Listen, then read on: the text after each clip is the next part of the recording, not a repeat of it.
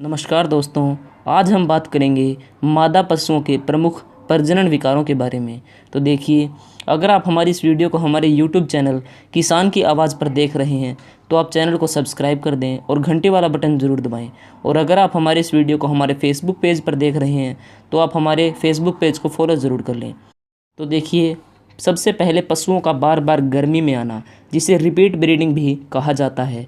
प्रजनन का यह विकार पशुपालकों तथा कृत्रिम गर्भधान तकनीशियनों के लिए अत्यंत महत्वपूर्ण है, क्योंकि इससे पशुपालकों को पशु के गर्भधारण कर पाने के कारण बहुत नुकसान उठाना पड़ता है। इसमें पशु 2 या 2 से अधिक बार गर्भधान करने के बावजूद गर्भधारण नहीं कर पाता तथा अपने नियमित मधुचक्र में बना रहता है। सामान्य परीक्षण के दौरान वह लगभग निरोग ही लगता है। रिपीट ब्रीडिंग के अनेक कारण हो सकते हैं, तो आइए उनके बारे में बात करते हैं।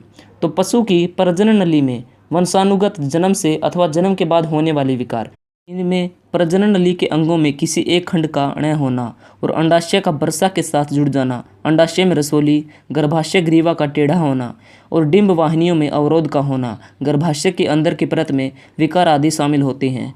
शुक्राणुओं, अंडाणु तथा प्रारंभिक भ्रूण में वंशानुगत जन्मा तथा जन्म के बाद होने वाले विकार, इनमें काफ़ी देर से अथवा मध्यकाल के समाप्त होने पर गर्भधारण कराने के कारण अंडाणु का निषेचन योग्य समय निकल जाता है और अंडाणु अथवा शुक्राणु में विकार, एक ही सांड के वीर्य का कई पीढ़ियों में प्रयोग, शुक्राणु व अंडाणु में मेल न होना, मध्यकाल की प्रारंभिक अवस्था में गर्भधारण कराना जिससे अंडाणु के पहुंचने तक शुक्राणु पुराने हो जाते हैं, ये सभी इसके प्रमुख कारण हैं। और पशु प्रबंध में क्या कमियां होती हैं? इनमें पशुपालक द्वारा पशु के मध्यकाल में होने का सही पता न लग पाना, अकुशल व्यक्ति से कृत्रिम गर्भधान कराना और पशु के कुपोषण अथवा पशु में तनाव इत्यादि शामिल है।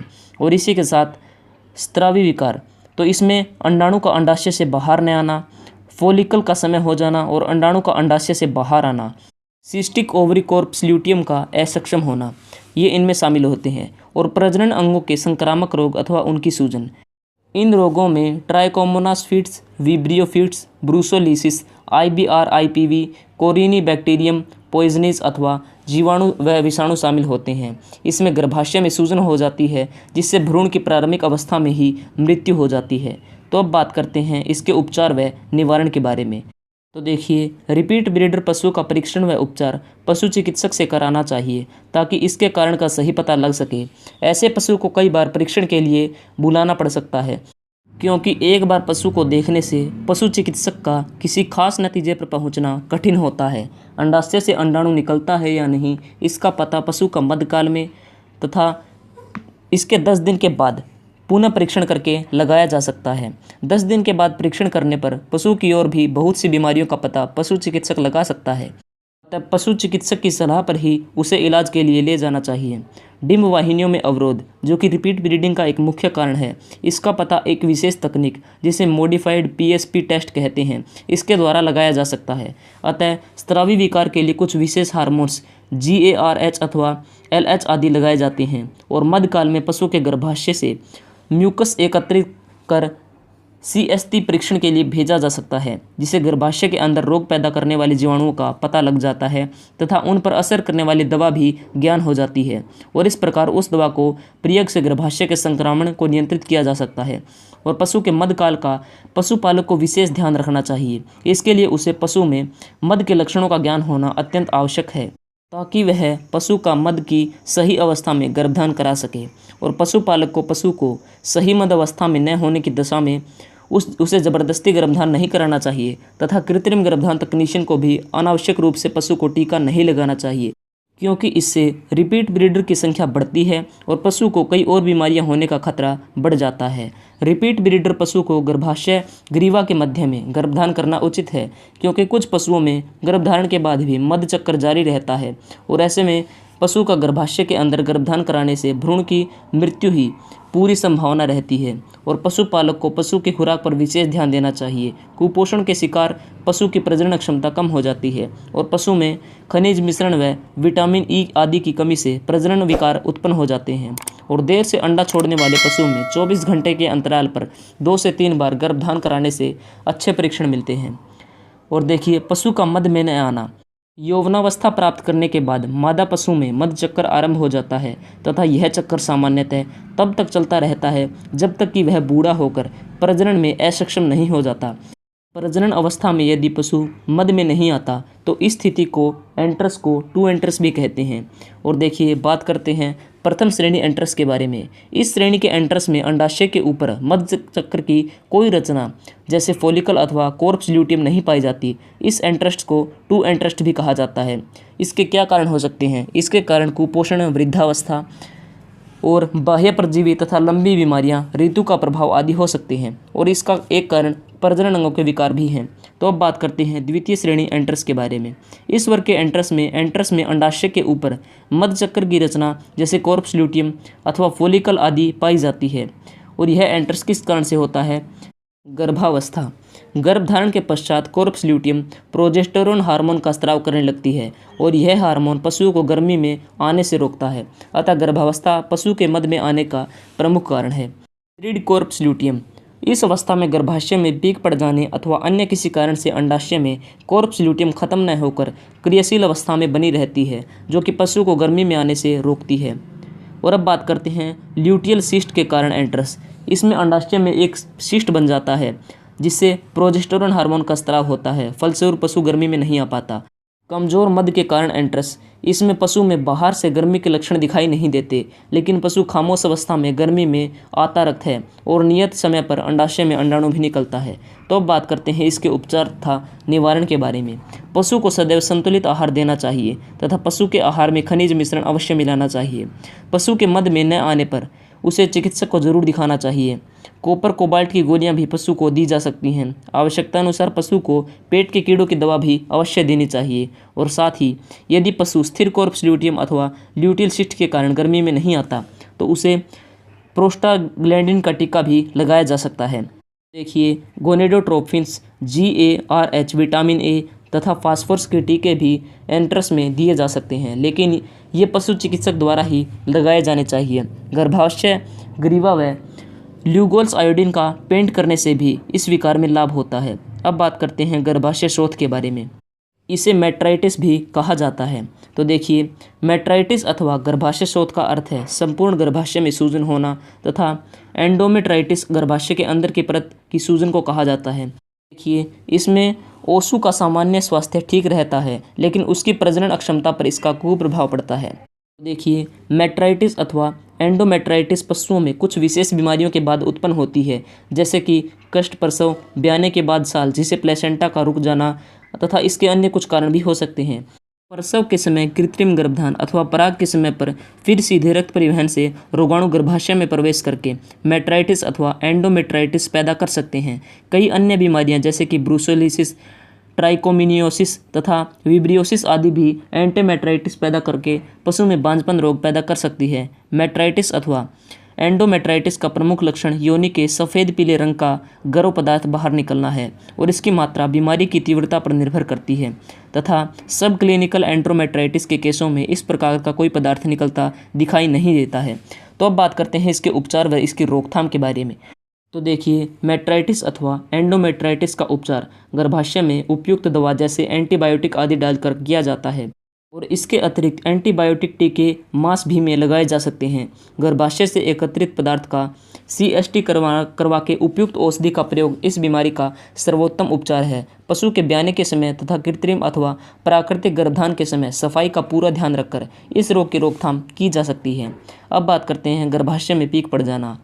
पायोमेट्रा में पशु के गर्भाशय में पीक इकट्ठी हो जाती है। इसमें पशु गर्मी में नहीं आता तथा समय समय पर उसकी योनि से सफ़ेद रंग का डिस्चार्ज निकलता देखा जा सकता है। पशु का परीक्षण करने पर उसकी योनि में सफ़ेद रंग का द्रव पदार्थ दिखता है और गुदा द्वार परीक्षा करने पर गर्भाशय फूली हुई अवस्था में पाया जाता है और पशु के अंडाशय में कॉर्प्स ल्यूटियम भी पाई जाती है।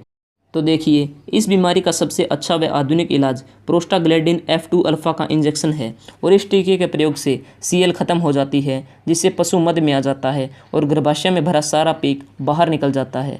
अब बात करते हैं गर्भपात के बारे में। गाय व भैंसों में गर्भपात वह अवस्था है जिसे कृत्रिम अथवा प्राकृतिक गर्भधान के द्वारा गर्भधारण किए जाने पर अपने गर्भ में पल रहे बच्चे को सामान्य गर्भावस्था पूरी होने के लगभग 20 दिन पहले की अवधि में किसी भी समय गर्भाशय से बाहर फेंक देना और यह बच्चा या तो मरा हुआ होता है या फिर वह 24 घंटे से कम समय तक ही रहता है। और प्रारंभिक अवस्था में 2 से 3 माह की अवधि तक होने वाले गर्भपात का पशुपालकों को कई बार पता ही नहीं चलता, और तथा पशु जब पुनः गर्मी में आता है तो वे उसे खाली समय बैठते हैं। और देखिए 2 या 3 महीने के बाद गर्भपात होने पर पशुपालक को इसका पता लग जाता है। अब बात करते हैं गर्भपात के कारण के बारे में।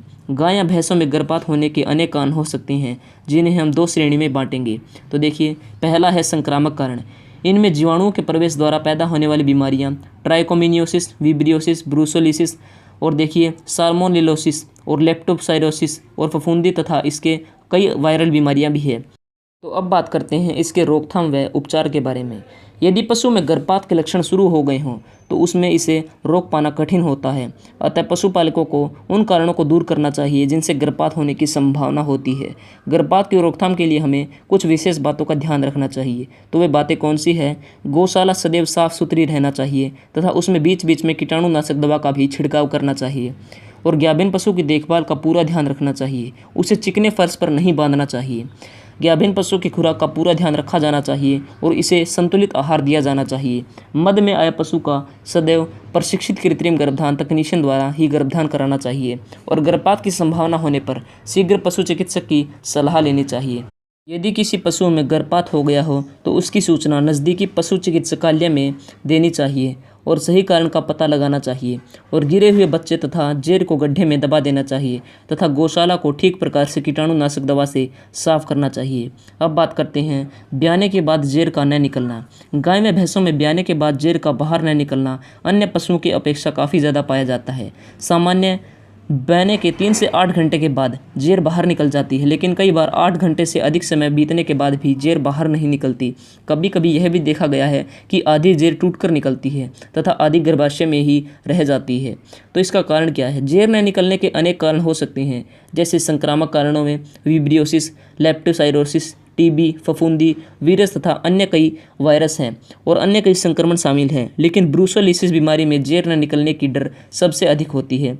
असंक्रामक कारणों से असंक्रामक गर्भपात, समय से पहले प्रसव, जुड़वा बच्चे होना, कष्ट प्रसव और वृद्धाप्यावस्था के बाद पशु को बहुत जल्दी गर्भित कराना, कुपोषण, हार्मोन्स का असंतुलन आदि इसके प्रमुख कारण हैं। तो इसके लक्षण क्या है? गर्भाशय में जेर के अंदर रह जाने पर यह अंदर सड़ने लगती है तथा योनि द्वार से बदबूदार लाल रंग का डिस्चार्ज निकलने लगता है और पशु की भूख कम हो जाती है तथा दूध का उत्पादन भी गिर जाता है। और इसके साथ साथ कभी कभी उसे बुखार भी हो जाता है। और गर्भाशय में संक्रमण के कारण पशु स्ट्रेनिंग यानी कि गर्भाशय को बाहर निकलने की कोशिश करने लगता है, जिससे योनि अथवा गर्भाशय तथा कई बार गुदा भी बाहर निकल आते हैं तथा बीमारी जटिल रूप ले लेती है। तो अब बात करते हैं इसके उपचार व इसकी रोकथाम के बारे में। पशु की जेर को हाथ से निकालने के समय के बारे में विशेषज्ञों के अलग अलग मत हैं। कई लोग ब्याने के 12 घंटे के बाद जेर से निकालने की सलाह देते हैं, जबकि अन्य 72 घंटों तक प्रतीक्षा करने के बाद जेर को हाथ से निकलवाने की राय देते हैं। यदि जेर गर्भाशय में ढीली अवस्था में पड़ी है तो उसे हाथ द्वारा बाहर निकालने में कोई हर्ज नहीं है, लेकिन यदि जेर गर्भाशय में मजबूती से जुड़ी है तो इसे ज़बरदस्ती निकालने से रक्तस्राव होना तथा अन्य जटिल समस्याएं पैदा हो सकती है। और ब्याने के बाद ऑक्सीटोसिन अथवा प्रोस्टाग्लैंडिन F2 अल्फा टीकों को लगाने से अधिकतर पशु जेर आसानी से गिरा देते हैं, लेकिन ये टीके पशु चिकित्सक की सलाह से ही हमें लगवाने चाहिए। पशु की जेर हाथ से निकालने के बाद गर्भाशय में जीवाणुनाशक औषधि अवश्य रखनी चाहिए तथा उसे दवाइयाँ देने का पशु चिकित्सक से ही सलाह उसकी करनी चाहिए। और पशुपालक को स्वयं अथवा किसी अप्रशिक्षित व्यक्ति से यह कार्य नहीं करवाना चाहिए। पशु को गर्भावस्था में खनिज मिश्रण तथा संतुलित आहार अवश्य देना चाहिए। प्रसव के कुछ दिनों पहले पशु को विटामिन ई का टीका लगवाने से यह रोग किया जा सकता है। और देखिए गर्भाशय का बाहर आ जाना, जिसे प्रोलैप्स ऑफ यूट्रस भी कहते हैं। तो देखिए कई बार गाय व भैंसों में प्रसव के 4 से 6 घंटों के अंदर गर्भाशय बाहर निकल जाता है, जिसका उचित समय पर उपचार न होने पर स्थिति उत्पन्न हो जाती है और कष्ट प्रसव के बाद गर्भाशय के बाहर निकलने की संभावना अधिक रहती है। इसमें गर्भाशय उल्टा होकर योनि से बाहर आ जाता है तथा पशु इसमें प्राय बैठ जाता है और गर्भाशय तथा अंदर के अन्य अंगों को बाहर निकालने की कोशिश में पशु जोर लगाता रहता है, जिससे कई बार गुदा भी बाहर आ जाता है तथा स्थिति और भी ज़्यादा गंभीर हो जाती है। तो अब बात करते हैं इसके कारण क्या हैं और गर्भाशय के बाहर निकलने के मुख्य कारण क्या हैं। तो देखिए पशु की वृद्धावस्था, इसका सबसे बड़ा कारण हो सकती है। और कैल्शियम की कमी और कष्ट प्रसव, जिसके उपचार के लिए बच्चे को खींचना पड़ता है और प्रसव को पूरी योनि का बाहर आना और जेर का गर्भाशय से बाहर नहीं निकलना इसके प्रमुख कारण हैं।